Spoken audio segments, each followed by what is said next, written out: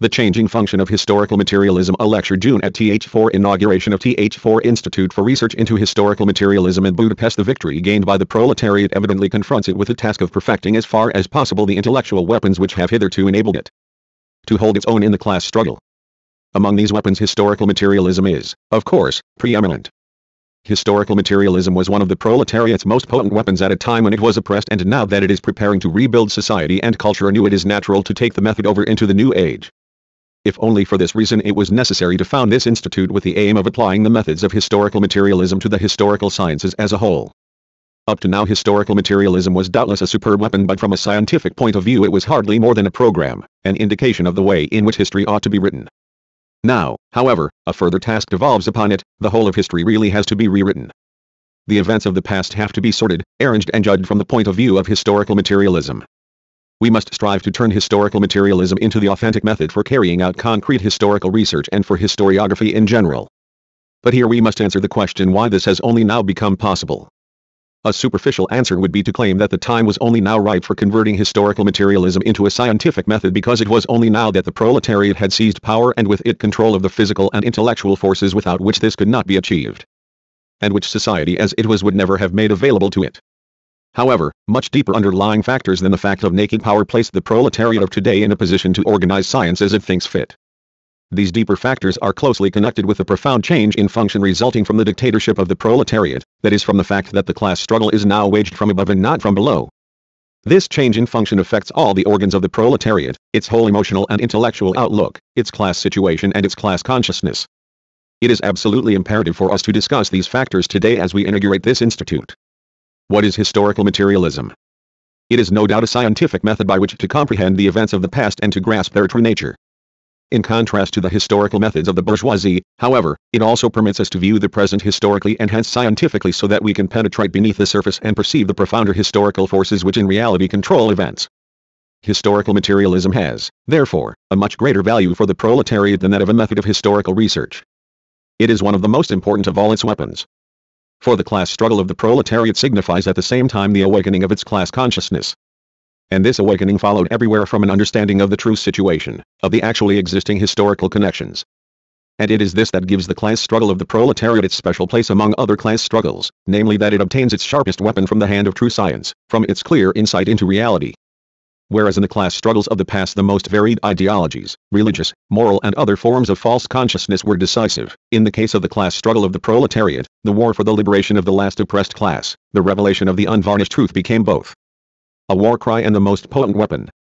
By laying bare the springs of the historical process, historical materialism became, in consequence of the class situation of the proletariat, an instrument of war. The most important function of historical materialism is to deliver a precise judgment on the capitalist social system, to unmask capitalist society. Throughout the class struggle of the proletariat, therefore, historical materialism has constantly been used at every point, where, by means of all sorts of ideological frills, the bourgeoisie had concealed the true situation, the state of the class struggle. It has been used to focus the cold rays of science upon these veils and to show how false and misleading they were and how far they were in conflict with the truth. For this reason the chief function of historical materialism did not lie in the elucidation of pure scientific knowledge, but in the field of action. Historical materialism did not exist for its own sake, it existed so that the proletariat could understand a situation and so that, armed with this knowledge, it could act accordingly. In the capitalist era, then, historical materialism was an instrument of war. In consequence, the resistance offered to historical materialism by bourgeois thought was by no means simply a matter of narrow-mindedness. It was the expression of the bourgeoisie's correct class instinct as embodied in bourgeois historiography. It would be suicidal for the bourgeoisie to grant recognition to historical materialism. Any member of the bourgeoisie who admitted the scientific truth of historical materialism would thereby abandon his own class consciousness and with it the strength needed to defend the interests of his own class effectively. On the other hand, it would be no less suicidal for the proletariat to remain satisfied with the scientific value of historical materialism and to see in it nothing more than an instrument of knowledge. The essence of the class struggle of the proletariat can in fact be defined by its union of theory and practice so that knowledge leads to action without transition. The survival of the bourgeoisie rests on the assumption that it never obtains a clear insight into the social preconditions of its own existence. A glance at the history of the 19th century reveals a profound and continuous parallel between the gradual growth of this self-knowledge and the decline of the bourgeoisie. At the end of the 18th century the bourgeoisie was ideologically strong and unbroken. The same thing was still true at the beginning of the 19th century when its ideology, the idea of bourgeois freedom and democracy, had not yet been undermined from within by the natural workings of economics, and when the bourgeoisie could still hope, and moreover hope in good faith, that this democratic, bourgeois freedom and the supremacy of economics would one day lead to the salvation of all mankind. The glory and the pathos of this faith does more than fill the history of the first bourgeois revolutions, above all the great French Revolution. It is this too, which confers upon the great scientific pronouncements of the bourgeois class, for example the economics of Adam Smith and Ricardo, their forthrightness and the strength to strive for the truth and to reveal what they have discovered without cloaking it. The history of bourgeois ideology is the history of the destruction of this faith in its mission to save the world by making the whole of society bourgeois. From the time of Sismondi's theory of crisis 1 and Carlyle's social criticism, the process by which bourgeois ideology has undermined itself develops with constantly increasing intensity. What began as the reactionary feudal criticism of emergent capitalism develops increasingly, with the criticism between mutually hostile ruling classes, into the self-criticism of the bourgeoisie, and finally turns into its bad conscience when criticism is progressively concealed and kept secret. As Marx observes, the bourgeoisie had a true insight into the fact that all the weapons which it had forged against feudalism turned their points against itself, that all the means of education which it had produced rebelled against its own civilization, that all the gods which it had created had fallen away from it. For this reason the idea of class struggle is openly expressed twice in the history of bourgeois ideology. It is one of the determining factors in its heroic period, in its vigorous struggle for social hegemony, above all in France where political and ideological conflicts were most acute, and it recurs in its last period of crisis and dissolution. The social theory of the great employers' associations, for example, is often the frank and even cynical expression of a class point of view. The final, imperialist, phase of capitalism is generally given to modes of self-expression that ideologically tear down veils and that produce in the ruling circles of the bourgeoisie an ever more explicit description of what is cl. Lukacs. Consider, for example, the ideology of the power state in imperialist Germany, and also the fact that the economy of the war and the post-war periods has forced the theoreticians of the bourgeoisie to see economic forms as consisting of something more than purely fetishistic relations, and to concede that there is a connection between economics and the gratification of human wants. This is not to say that the limitations imposed on the bourgeoisie by its place in the process of production could be overcome, or that, like the proletariat, the bourgeoisie could henceforth start from a position of a true knowledge of the real driving forces of history. On the contrary, this lucidity with regard to individual problems or phases only makes the blindness vis vis the totality stand out more clearly. For this lucidity is on the one hand for internal use only.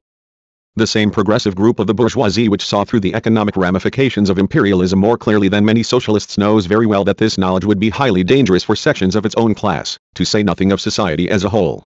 Consider in this context the metaphysics of history that tends to accompany imperialist theories of power.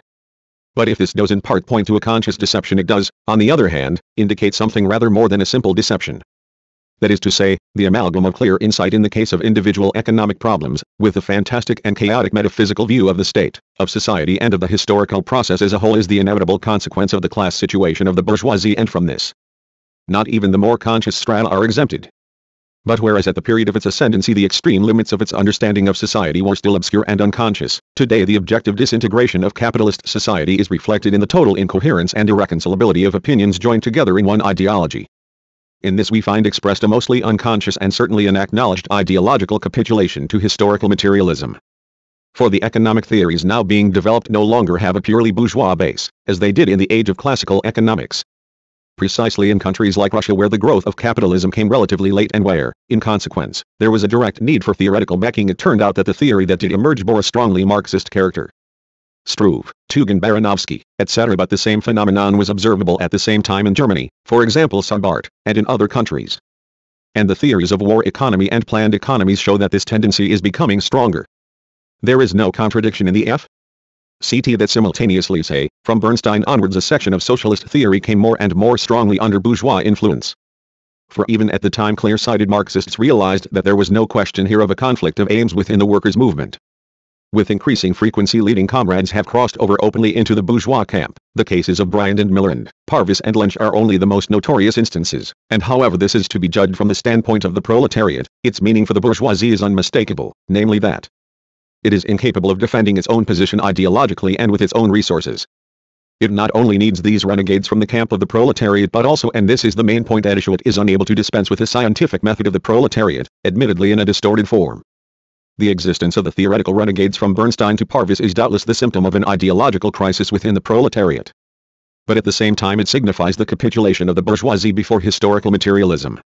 For the proletariat fought capitalism by forcing bourgeois society into a self-knowledge which would inevitably make that society appear problematic to itself. Parallel with the economic struggle, a battle was fought for the consciousness of society. Now, to become conscious is synonymous with the possibility of taking over the leadership of society. The proletariat is the victor in the class struggle not only on the level of power but, at the same time, in the battle for social consciousness, for in the last 50 to 60 years it has had increasing success in eroding bourgeois ideology and in evolving its own consciousness, to the point where it becomes decisive for the whole of society. Historical materialism is the most formidable weapon in this struggle. It is consequently just as much a function of the growth and disintegration of capitalist society as are other ideologies. This point has often been made with regard to historical materialism by bourgeois thinkers. A common argument against the validity of historical materialism, and one regarded by bourgeois thought as decisive, is that the methods of historical materialism must be applied to itself. For it to be a valid system of thought, it must be the case that every so-called ideological formation is a function of economic realities, and, as the ideology of the embattled proletariat, it too, is a fortiori just such an ideology, and just such a function of capitalist society. I believe that this objection can be upheld in part, but to concede it is not to the detriment of the scientific status of historical materialism. Historical materialism both can and must be applied to itself. But this must not be allowed to lead to total relativism, let alone to the conclusion that historical materialism is not the correct historical method. The substantive truths of historical materialism are of the same type as were the truths of classical economics in Marx's view. They are truths within a particular social order and system of production. As such, but only as such, their claim to validity is absolute. But this does not preclude the emergence of societies in which by virtue of their different social structures other categories and other systems of truth prevail. To what conclusion should we then come? Above all, we must investigate the social premises of the substance of historical materialism just as Marx himself scrutinized the social and economic preconditions of the truths of classical economics. The answer to this question can likewise be found in Marx. Historical materialism in its classical form, which has unfortunately only penetrated the general consciousness in a vulgarized form, means the self-knowledge of capitalist society. And this not only in the ideological sense outlined above. Rather is it the case that this ideological problem is itself nothing other than the intellectual expression of the objective economic situation. In this sense, the decisive result of historical materialism is that the totality and the driving forces of capitalism cannot be grasped or conceptualized by the crude, abstract, unhistorical and external categories of the science of the bourgeoisie. Thus historical materialism is, in the first instance, a theory of bourgeois society and its economic structure. But in theory, Marx observes, it is assumed that the laws of capitalist production operate in their pure form. In reality there exists only approximation. But this approximation is the greater, the more developed the capitalist mode of production and the less it is adulterated and amalgamated with survivals of former economic conditions. This correspondence of theory with reality can be seen in the fact that, on the one hand, the laws of economics inform the whole of society, but, on the other hand, they are able to function as pure laws of nature by virtue of their purely economic power. That is, without the aid of non-economic factors. Marx frequently emphasizes the distinction between capitalist and pre-capitalist societies as being the difference between a capitalism which is only just emerging and is therefore locked in struggle for the control of society and a capitalism which is already dominant. He says, the law of supply and demand of labor, the dull compulsion of economic relations, completes the subjection of the laborer to the capitalist. Direct, extra economic force is of course still used, but on J exceptional J. In the ordinary run of things, the laborer can be left to the natural laws of production. It is otherwise during the historical genesis of capitalist production. Free from this economic structure, which is found, of course, only as a tendency, but as a tendency which decisively conditions every theory, it follows that the different aspects of the social structure can and must become independent of each other and, thereby, conscious of themselves. The great upsurge of the theoretical sciences at the end of the 18th and the beginning of the 19th centuries, classical economics in England and classical philosophy in Germany, show that these partial systems, these aspects of the structure and evolution of bourgeois society, have gained a consciousness of their autonomy. Economics, law and the state appear here as closed systems which control the whole of society by virtue of the perfection of their own power and by their own built-in laws. So that when individual scholars, such as Andler, attempt to prove that all the particular truths attributed to historical materialism were in fact discovered before Marx and Engels, they miss the essential point and would be mistaken even if their demonstration were valid on all points. And this is, of course, far from being the case. For, as far as method is concerned, historical materialism was an epoch-making achievement precisely because it was able to see that these apparently quite independent, hermetic and autonomous systems were really aspects of a comprehensive whole and that their apparent independence could be transcended. This semblance of independence, however, is no mere error simply to be corrected by historical materialism. It is rather the intellectual and conceptual expression of the objective social structure of capitalist society. To annul it and to transcend it means, therefore, to transcend capitalist society in thought. It means anticipating its annulment by the accelerating power of thought. For this very reason, however, the annulled independence of the special systems is preserved within the rightly understood totality. That is to say, the right understanding of their lack of autonomy, their dependence on the economic structure of the whole of society entails the knowledge that this semblance of independence, of cohesion and autonomy is a necessary part of the way in which they manifest themselves in capitalist society. In pre-capitalist society, the particular aspects of the economic process, as, for instance, interest-bearing capital and the production of commodities itself, remain separate from each other in a completely abstract way which permits neither an immediate interaction nor one that can be raised to the level of social consciousness. On the other hand, some of these aspects join with each other or with non-economic factors in the economic process to form within such social structures an indissoluble unity, for example, handicraft and agriculture on the feudal manor, or tax and rent in Indian serfdom. In capitalism, however, all the elements of the structure of society interact dialectically. Their apparent independence of each other, their way of concentrating themselves into self-regulating systems, the fetishistic semblance of autonomy, all this is as an essential aspect of capitalism as understood by the bourgeoisie the necessary transition to a proper and complete understanding of them. Only by taking the 80 tendencies towards independence to their logical conclusion, a thing which bourgeois science, of course, never managed to do even during its best periods, can they be understood as being mutually interdependent and as belonging to and fitting into the totality of the economic structure of society. The Marxist point of view which regards, for example, the economic problems of capitalism no longer from the standpoint of the individual capitalist but from that of the classes, could be reached subjectively, in the context of the history of dogma, only as the continuation and the dialectic reversal of the purely capitalist outlook. On the other hand, the obedience of the phenomena to natural laws, which is claimed here, that is their complete independence of human will, knowledge and purpose, forms the objective precondition for their reshaping at the hands of materialist dialectics. Problems like accumulation or average profit rates, but also the relation of the state and the law to the total economy, show quite clearly how appearances which are constantly unmasking themselves are the historical and methodical precondition of the construction and application of historical materialism. It is therefore no accident, as indeed it could hardly be otherwise when we are concerned with real truths about society, that historical materialism evolved into a scientific method around the middle of the 19th century. It is not the result of chance that social truths are always found when the soul of an age is revealed in them. The age in which the reality corresponding to the method becomes incarnate. For, as we have already explained, historical materialism is simply the self-knowledge of capitalist society. Nor is it an accident that economics became an independent discipline under capitalism. Thanks to its commodity and communications arrangements, capitalist society has given the whole of economic life an identity notable for its autonomy, its cohesion and its exclusive reliance on immanent laws. This was something quite unknown in earlier forms of society. For this reason, classical economics with its system of laws is closer to the natural sciences than to any other. The economic system whose essence and laws it investigates does in fact show marked similarities with the objective structure of that nature which is the object of study of physics and the other natural sciences. It is concerned with relations that are completely unconnected with man's humanity and indeed with any anthropomorphisms, be they religious, ethical, aesthetic or anything else. Man appears in it only as an abstract number, as something which can be reduced to number or to numerical relations. Its concern, as Engels put it, is with laws that are only understood, not controlled, with a situation in which, to quote Engels again, the producers have lost control of the conditions of life of their own society. As a result of the objectification, the reification of society, their economic relations have achieved complete autonomy, they lead an independent life, forming a closed, self-validating system. Hence it is no accident that capitalist society became the classical terrain for the application of historical materialism.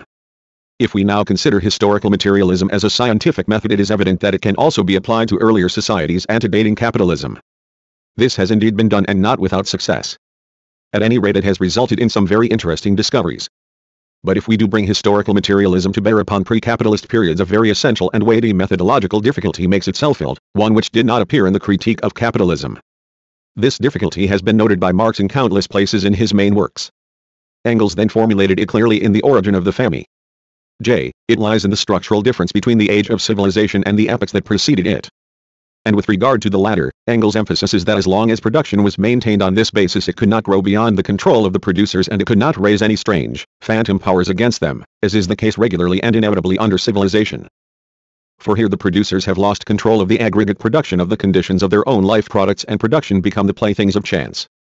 But chance is only one pole of a nexus whose other pole is necessity. And Engels then demonstrates how, from the resultant structure of society, consciousness follows in the shape of natural laws.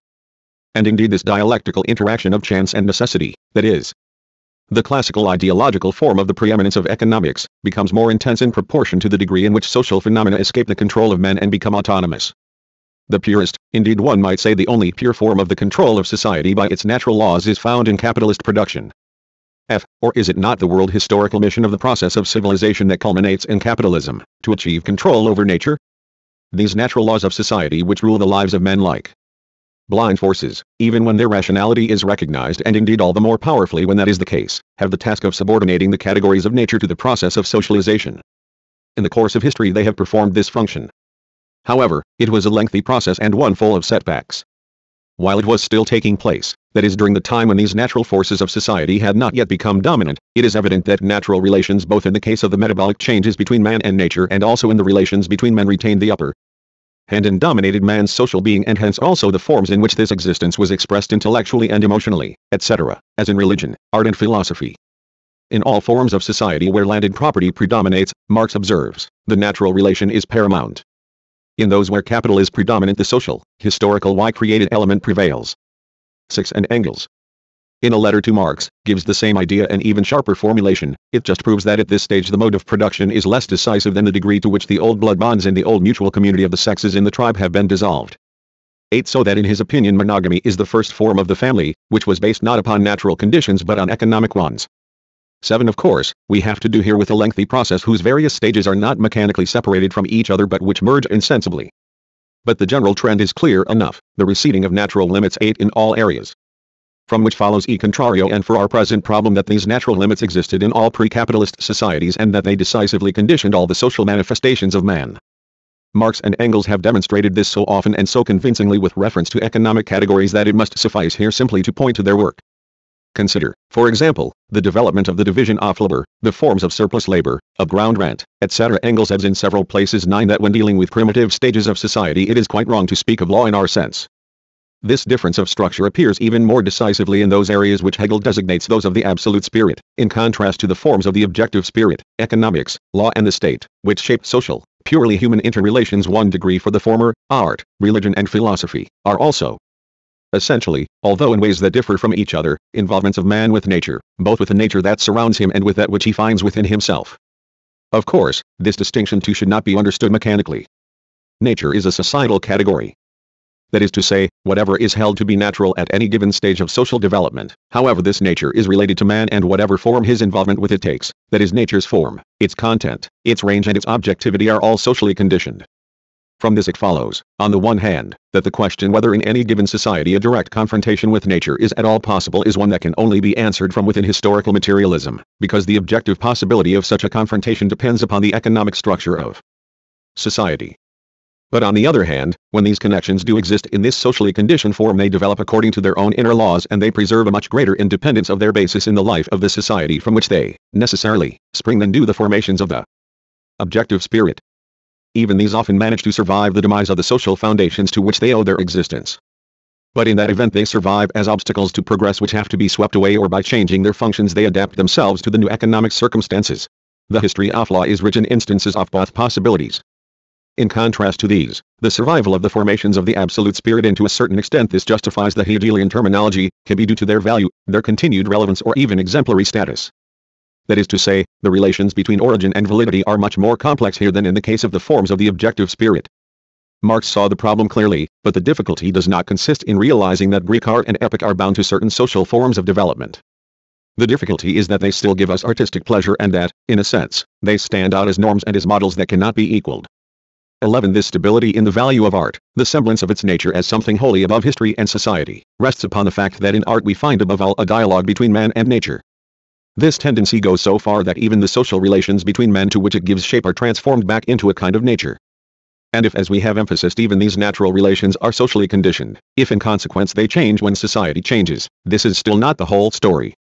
For they are based on factors which, in contrast to the uninterrupted succession of purely social forms, preserve the subjective leveled appearance of eternity. 12. Since they are able to survive the manifold and very profound changes in the forms of society, and since, sometimes, even more profound social changes, which mark off whole epochs from each other, are necessary to render them invalid. It might seem as if the issue turned on a merely quantitative distinction between immediate and mediated relations to nature, or alternatively between immediate and mediated effects of the economic structure upon the various social institutions.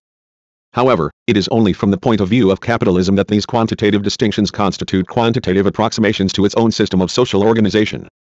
From the standpoint of an understanding of how the pre-capitalist societies were really constituted, these quantitative gradations signify qualitative differences which are expressed epistemologically as the hegemony of completely different systems of categories and as the completely different functions of particular sectors within the framework of society as a whole. Even in economics, qualitatively new laws come into being. And this not only in the sense that laws are modified in accordance with the requirements of the subject matter to which they are applied. Over and above this, different laws are seen to obtain in different social milieus, and the validity of any given type of law is tied to quite definite social presuppositions.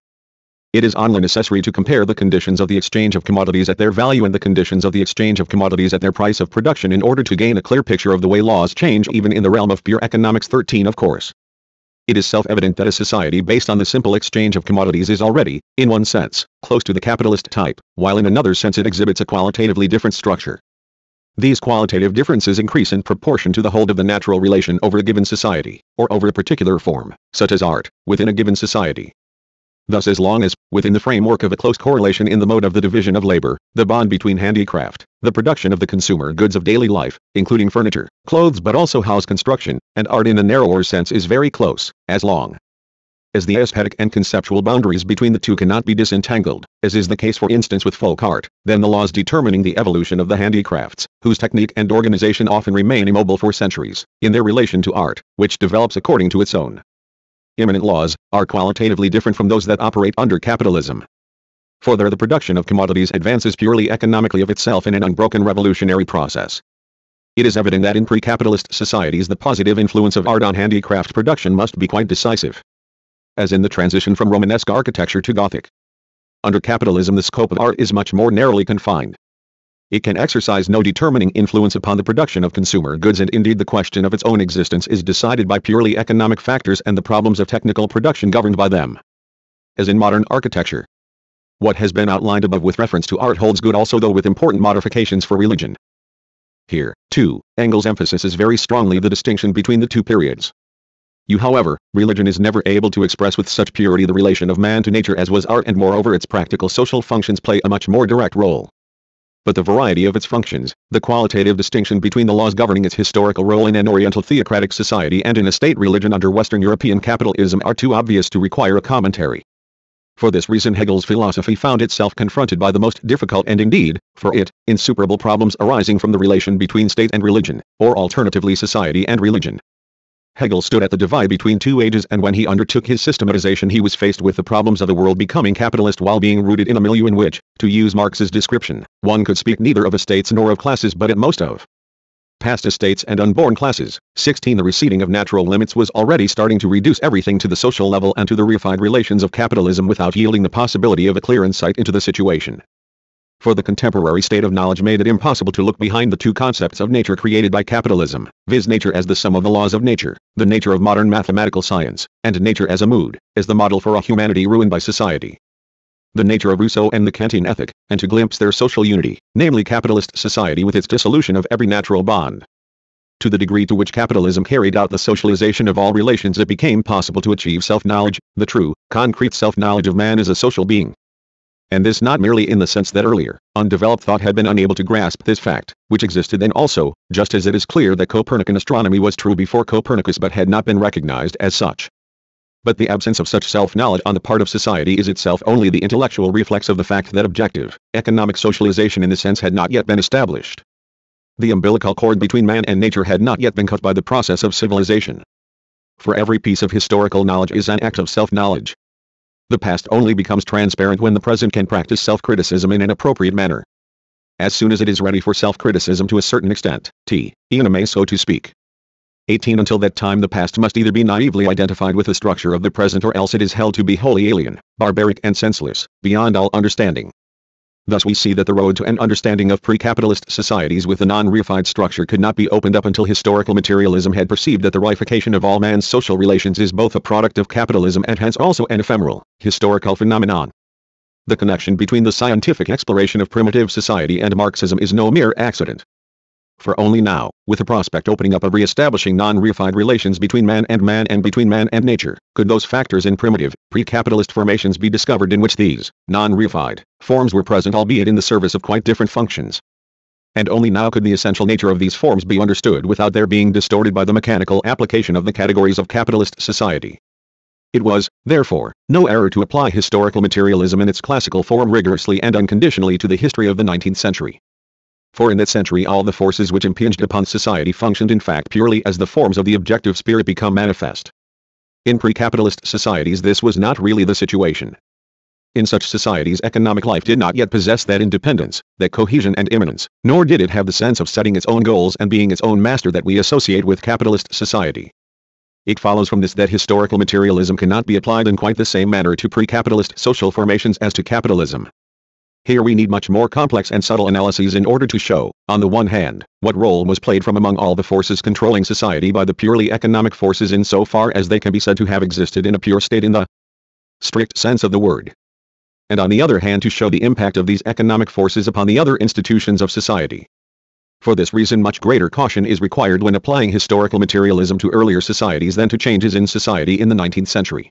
Connected with this is the fact that while the 19th century could only achieve self-knowledge by means of historical materialism, research into the structure of older societies conducted on historical materialist principles, for example into early Christianity or the early history of the Orient such as Kautsky has undertaken, has shown itself to be insufficiently subtle when compared with more recent scientific studies, and their analyses have generally not been able to do justice to their subject. Historical materialism has had its greatest successes in the analysis of social formations, of law and of related phenomena, for example strategy. For this reason studies such as those of Mehring's thinks here of the Lessing legend are profound and subtle when they are dealing with Napoleon's or Frederick the Great's organization of the army and the state. But they become much less definitive and exhaustive when he turns to the literary, scientific and religious institutions of the same epoch. Vulgar Marxism has wholly neglected this distinction.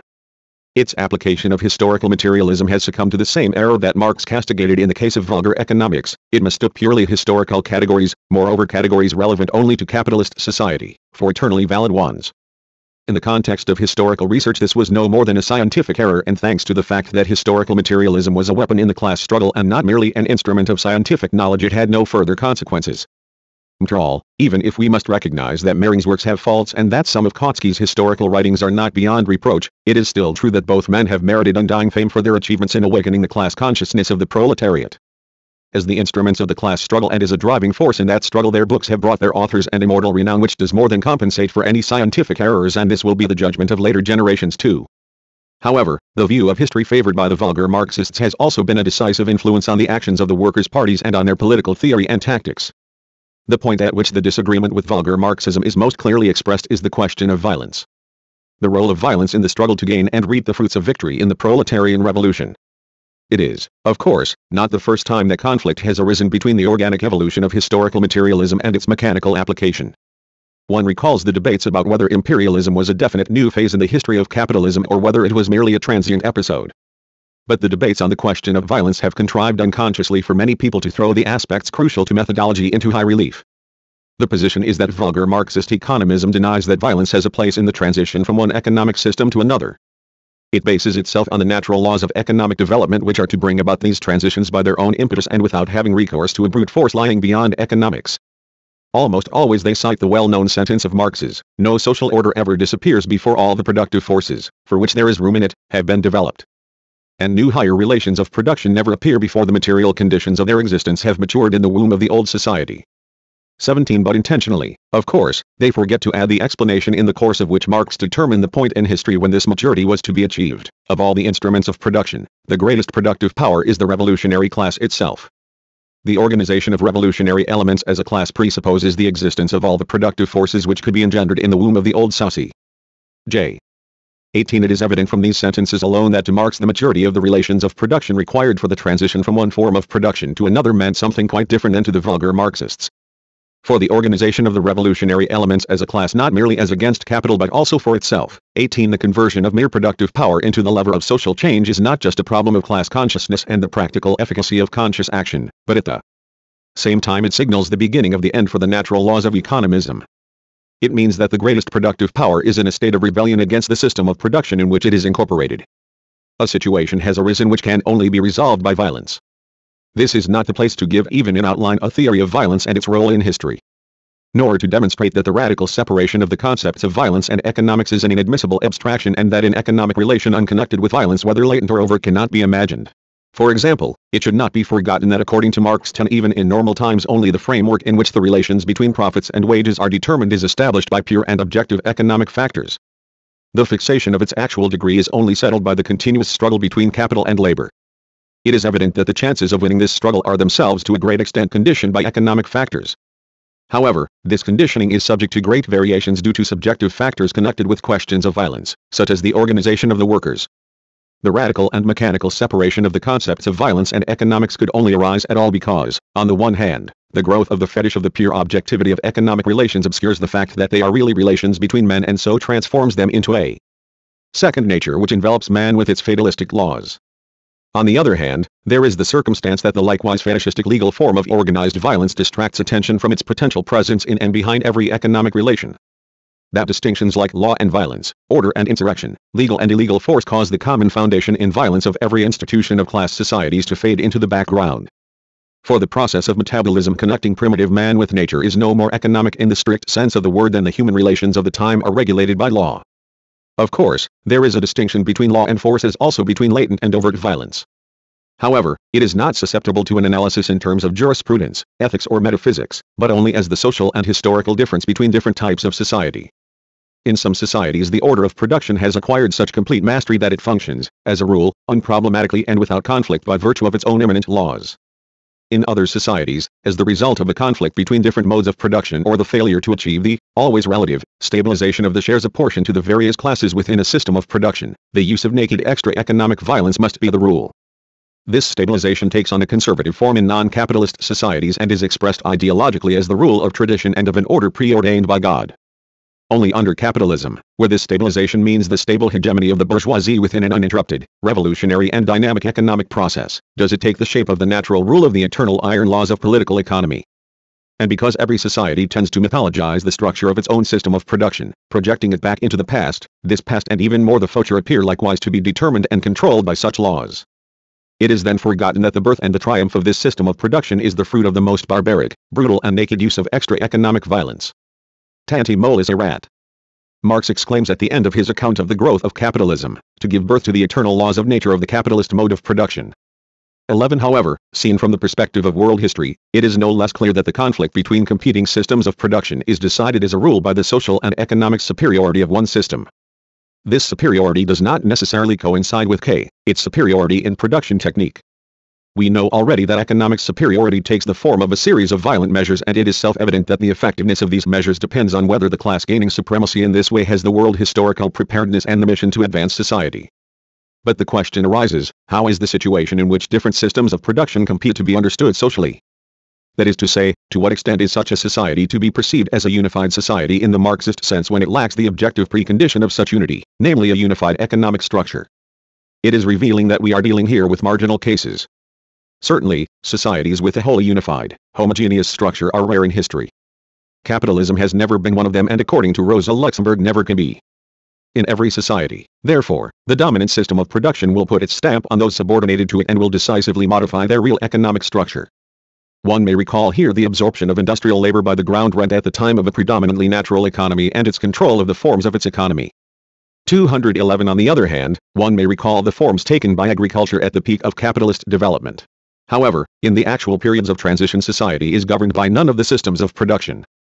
The struggle is still unresolved. No system has managed to impose its own economic structure upon society and at least in tendency to make it advance in the direction it desires.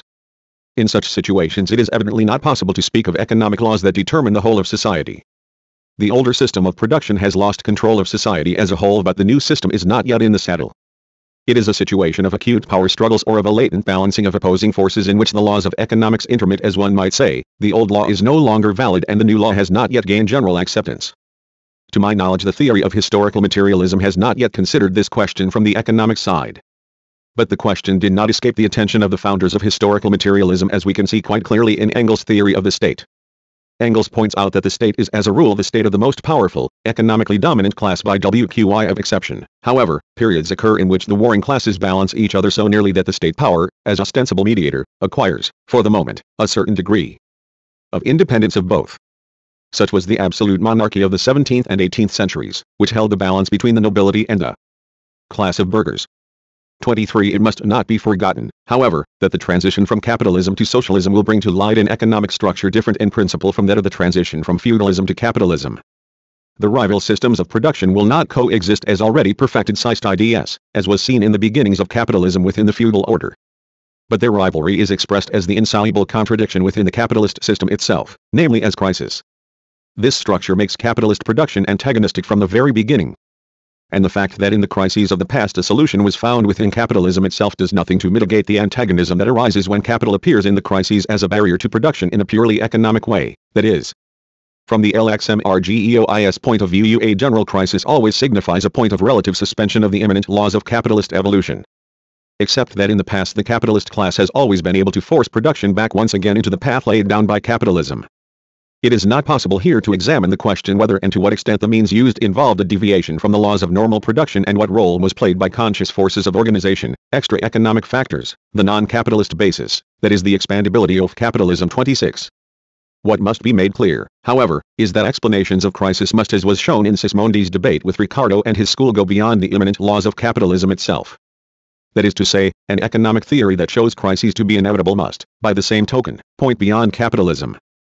Nor can the solution to a crisis ever mean that pre-crisis conditions can simply be resumed, advancing in conformity with their own immanent laws.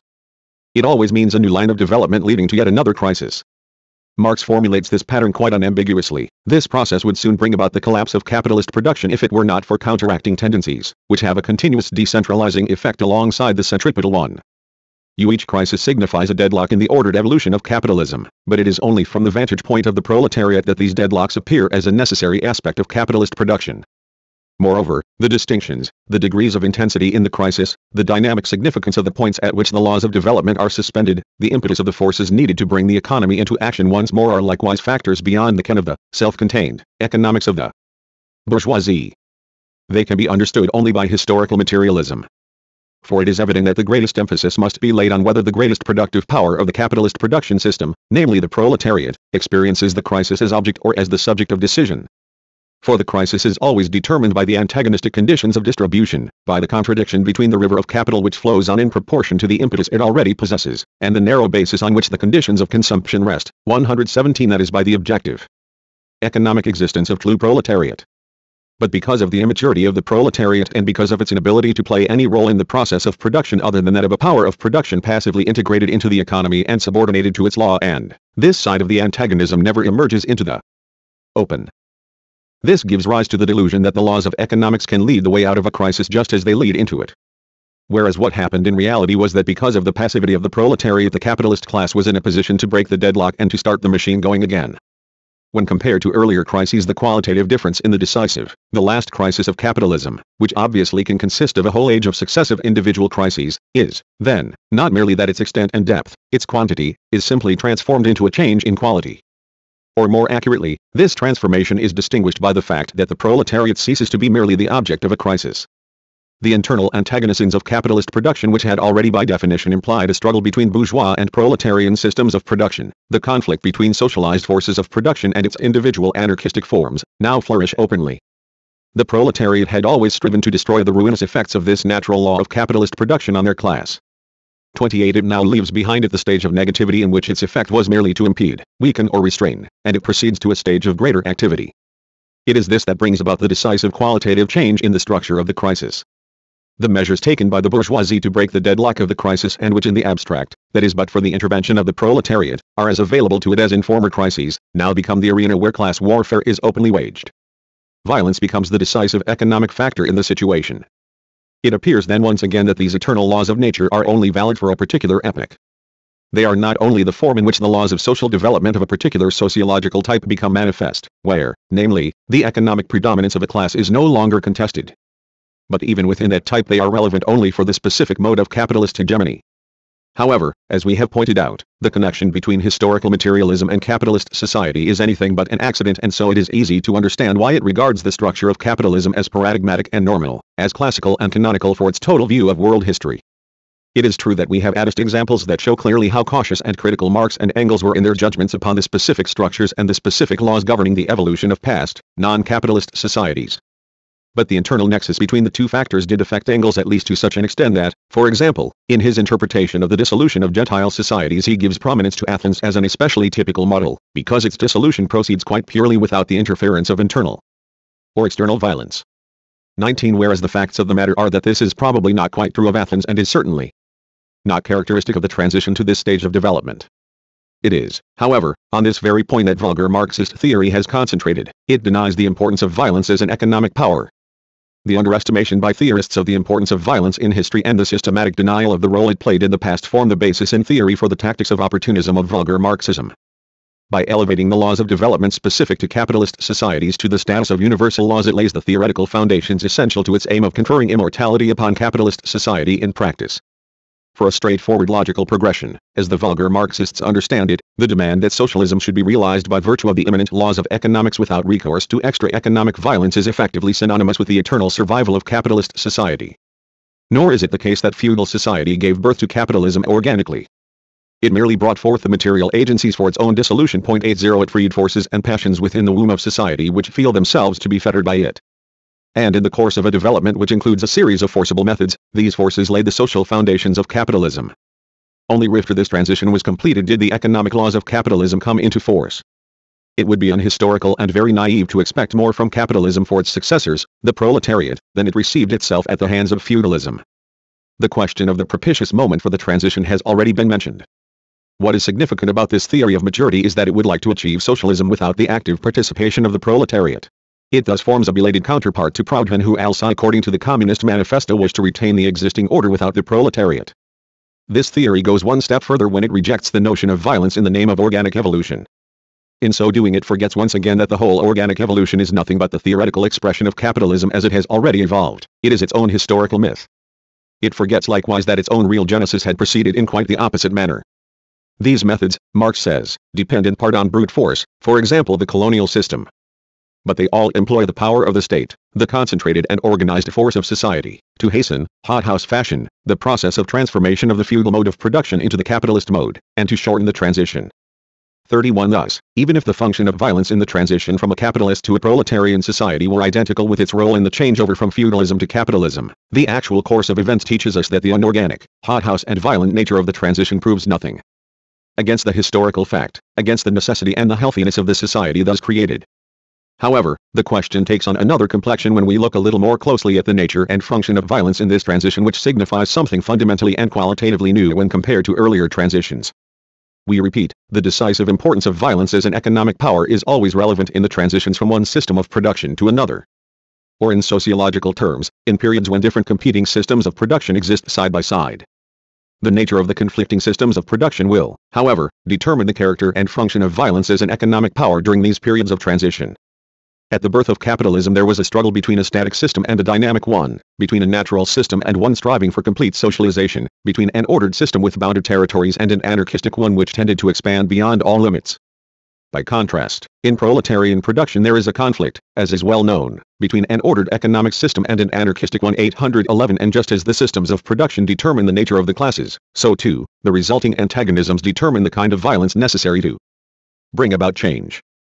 For, as Hegel says, weapons are nothing but the essence of the combatants themselves. At the end point the disagreement goes beyond the controversies raging between genuine and vulgar Marxists within the framework of a critique of capitalism. What is at stake is the need to advance in the spirit of the dialectical method beyond the results previously achieved by historical materialism. To apply it to an area to which, because of its historical character, it could not be applied before. And to do this with all the modifications which a fundamentally and qualitatively novel subject matter must entail for any unschematic method such as the dialectic. Of course, the breadth of vision of Marx and Engels did much to prepare the ground. Not merely in predicting the probable stages of this process, in the critique of the Gotha program, but also methodologically. The leap from the realm of necessity into the realm of freedom, the conclusion of the prehistory of mankind were to Marx and Engels more than beautiful but abstract and empty visions providing resounding ornamental phrases with which to round off the critique of the present, but entailing no systematic commitment. They were rather the clear and conscious intellectual anticipation of the path history was to take, and their methodological implications reach deeply into the interpretation of current problems. Men make their history themselves, writes Engels, but not as yet with a collective will according to a collective plan. 33 And at many points in capital Marx makes use of the structure thus anticipated, on the one hand, in order to shed a sharper light upon the present and, on the other hand, to make the qualitatively novel character of the approaching future stand out more fully and clearly by contrast. For us the crucial element of this contrast is that in capitalist society social reason always asserts itself only post festum and with regard to phenomena which require only ordinary foresight to destroy the reified veil of capitalism and to reduce appearances to their true underlying reality. For as the Communist Manifesto states, in bourgeois society the past dominates the present, in communist society the present dominates the past. And this radical unbridgeable contrast cannot be softened by the discovery of certain tendencies in capitalism that seem to make an organic change feasible. It is inseparable from the nature of capitalist production. The past which rules over the present, the consciousness after the fact with which this rule becomes explicit is only the intellectual expression of the fundamental economic condition of capitalist society and of that society alone. It is the reified expression of the possibility, contained in the relations of capital, renewing itself and of expanding through the constant contact with living labor. It is, however, clear that the domination of the products of past labor over living surplus labor lasts only as long as the relations of capital. These rest on the particular social relations in which past labor independently and overwhelmingly dominates over living labor. 36 The social significance of the dictatorship of the proletariat, socialization, means in the first instance no more than that this domination will be taken out of the hands of the capitalists. But as far as the proletariat regarded as a class is concerned, its own labor now ceases objectively to confront it in an autonomous, objectified manner. Through the fact that the proletariat takes over simultaneously both all labor which has become objectified and also labor in the process of becoming so, this opposition is objectively abolished in practice. With it disappears also the corresponding opposition in capitalist society of past and present whose relation must now be changed structurally. However lengthy the objective process of socialization may be, however long it takes the proletariat to become conscious of the changed inner relationship of labor to its objectified forms, the relation of present to past, with the dictatorship of the proletariat the decisive turning has been taken. A turning which cannot be approached via socialization as an experiment, or by such devices as a planned economy within bourgeois society. For these are at best organizational concentrations within the capitalist system which do not affect the fundamental cohesion of the economic structure or the fundamental relation between the consciousness of the proletarian class and the production process as a whole. Conversely, even the most modest or most chaotic socialization which takes the form of appropriating property or power overturns this very structure and thereby prepares the course of development for an objective leap forward. When the economistic vulgar Marxists attempt to replace this leap by gradual transitions, they forget that capitalism is not merely a matter of production techniques. It is not purely economic, as in bourgeois economics, but is in the true sense of the word social and economic. They overlook the fact that capitalist production is a continuous connected process. A process of reproduction produces not only commodities, not only surplus value, but it also produces and reproduces the capitalist relation. On the one side the capitalist, on the other the wage laborer. Hence, a change in the course of social development is only possible if it prevents the self-reproduction of the capitalist relation and gives the self-reproduction of society another, new direction. The fundamental novelty of this structure is not in the least compromised by the economic impossibility of socializing small businesses, which brings about a renewed reproduction of capitalism and of the bourgeoisie unceasingly, daily, hourly, spontaneously and on a massive scale. 37 This greatly complicates the process, of course. The tension caused by the existence side by side of two social structures increases, but the social significance of socialization, its function in the process of the evolution of proletarian consciousness, remains unchanged. The fundamental tenet of the dialectical method that it is not the consciousness of men that determines their existence, but, on the contrary, their social existence determines their consciousness, has the necessary consequence when rightly understood that at the revolutionary turning point the category of the radically new, the standing of the economic structure on its head, the change in the direction of the process, that is the category of the leap, must be taken seriously in practice. It is just this contrast between the wisdom that arrives post festum and a simple and true foresight, between a false and the correct social consciousness, that indicates the point at which the leap becomes effective economically and objectively. Obviously, this leap does not consist of one unique act which without a transition brings about with lightning speed this, the greatest transformation in the history of mankind. Even less does it follow the schema of past history and take the form of a mere change of a slow and gradual quantitative development into a change of quality in which the eternal laws of economics carry out the transformation behind men's backs by a sort of ruse of reason. For in that case the leap would mean no more than that mankind would become aware, post festum, of the new situation, perhaps all at once. The leap is rather a lengthy, arduous process. Its essence is expressed in the fact that on every occasion it denotes a turning in the direction of something qualitative, why new.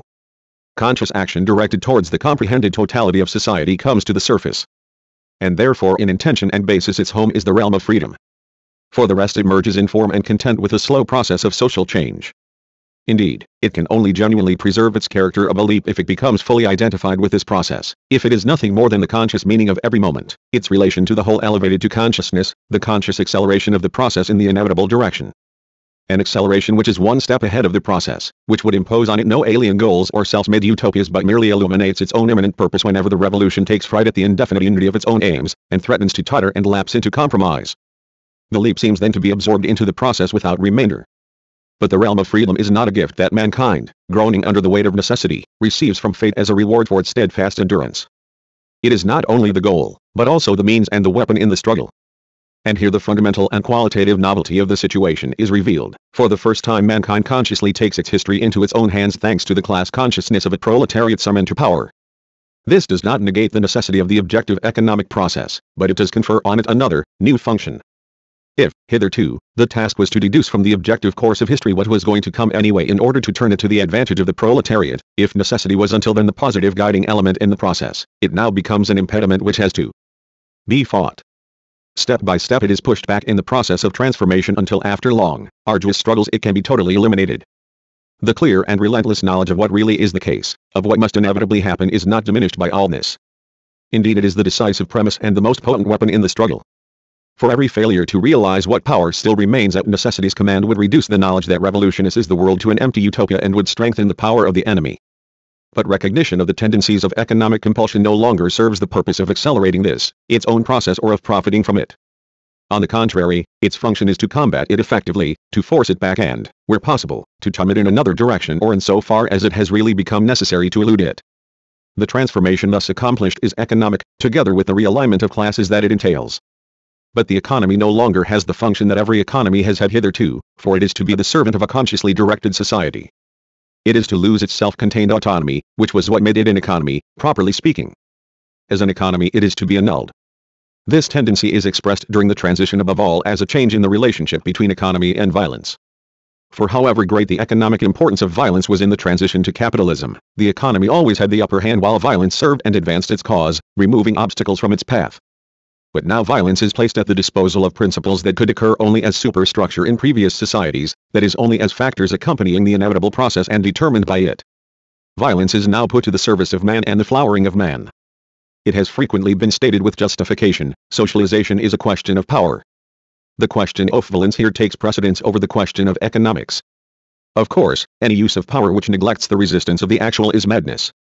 So it must take resistance into account in order to overcome it and not to be borne along by it. With this it might seem as though violence, naked and undisguised, were to emerge into the light of day and into the foreground of social action. But this is a delusion. For violence is no autonomous principle and never can be. And this violence is nothing but the will of the proletariat which has become conscious and is bent on abolishing the enslaving hold of reified relations over man and the hold of economics over society. This abolition, this leap is a process. And it is just as vital to keep in mind the fact that it is a leap as that it is a process. The leap consists in the unmediated turning to the radically new character of a consciously ordered society whose economy is subordinated to man and his needs. Characteristic of the process is the fact that this subordination of the economy qua economy, this tendency to annul its autonomy is expressed as the exclusive domination of the consciousness of those who perform this annulling operation by economic contents, the like of which had never been experienced before. This is true not merely because of the falling production of the transitional period, the greater difficulty of keeping the machine going and gratifying the needs, however modest, of men, and the increasingly bitter material need, all of which forces economic contents and economic anxiety into the minds of men. It is due also and essentially to this change in function. When the economy was the dominant form of society, the real motor force of evolution propelling society behind the backs of men, it had to enter men's minds in non-economic, ideological forms.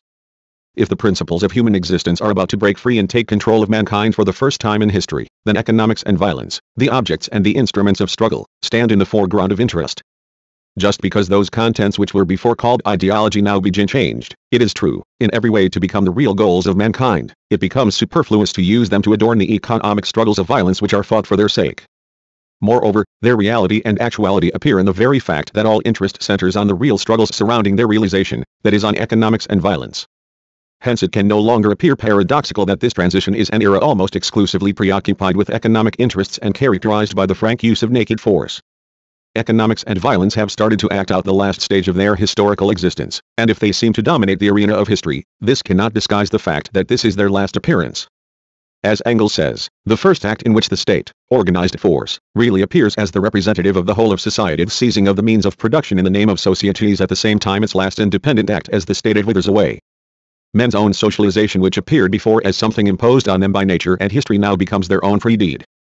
The objective, alien powers which controlled history hitherto now come under the control of men themselves. 38. What until then had been merely ideology, accompanying the inevitable evolution of mankind, the life of man as man in his relation to himself, his fellow men and to nature, can now become the authentic content of human life. Socially, man is now born as man. In the era of transition which has already begun to lead us to this goal, even though we still face a long and peril-filled journey, historical materialism will still preserve unchanged for a long time its importance as the preeminent weapon of the embattled proletariat. After all, by far the largest part of society is still under the sway of purely capitalist forms of production. And on the few islands where the proletariat has established its rule, it can do no more than laboriously force capitalism to retreat step by step and consciously to call into being the new order of society which is no longer amenable to such categories. But the mere fact that the struggle has entered this stage points incidentally to two very important changes in the function of historical materialism. Firstly, it is necessary to use materialist dialectics to show the path that leads to the conscious control and domination of production and to the liberation from the compulsion of reified social forces. No analysis of the past, however careful and exact, is able to give satisfactory answer to this problem. Only an unprejudiced application of the dialectical method to this wholly novel material will suffice. Secondly, as every crisis represents the objectification of a self-criticism of capitalism, the extremely acute present crisis enables us to make use of this process of self-criticism now approaching completion to consolidate historical materialism as a method of studying the prehistory of mankind more clearly and completely than has been possible up to now. That is to say, not merely because we shall need the constantly improving tool of historical materialism in battle for a long time to come, but also from the standpoint of consolidating our scientific knowledge, it is essential for us to use the victory of the proletariat to erect this home in this workshop for historical materialism. June 1919. Notes, I the 18th Brumaire of Louis Bonaparte, in S.W. 29. The origin of the famine. G. The materialist doctrine